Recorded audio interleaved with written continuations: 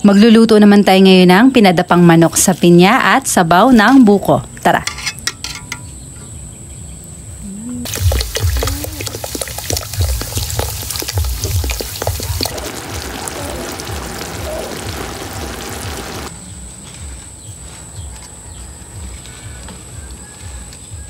At meron kami ditong isang buong manok. Ayan, maglalagay lang ng mga palaman sa loob. Meron kami ditong nilagay na sibuyas, bawang at saka madaming kamatis. Naglagay na rin ng iba pang pangpalasa. Ayan, damihan ng kamatis mas masarap pagka madami. Sa malaking kaldero naman, nagisa na ng bawang, sibuyas at kamatis. Ilagay na yung isang buong manok na may palaman sa loob. At ayan, igulong-gulong lang natin kabilaan. Kabilang side naman. Yan, sarap. Maglalagay na rin dito ng sabaw ng buko. Ayan, at eto na yung magsisilbing pinaka-tubig niya. Tapos yung ating soft drinks. Ayan, dalawang 1.5 ang ginamit namin dito. Medyo malaki kasi yung manok. At naglagay na rin dito ng mga pinya. Tapos papakuluan lang to ng mga 3 oras.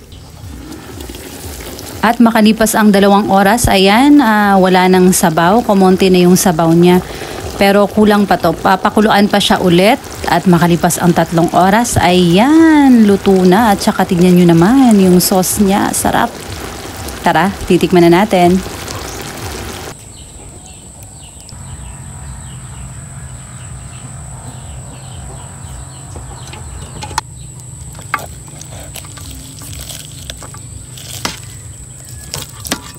At ayan, papatakamin ko kayong lahat sa usaw natin sa kanyang sauce. Sarap.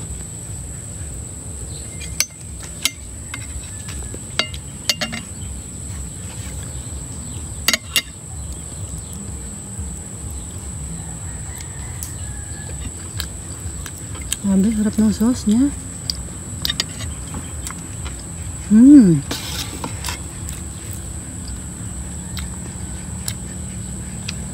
Yung sauce pwede ng ulam.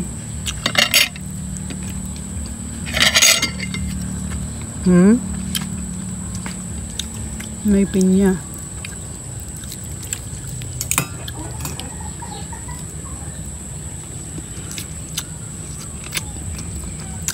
Lambot ng ano.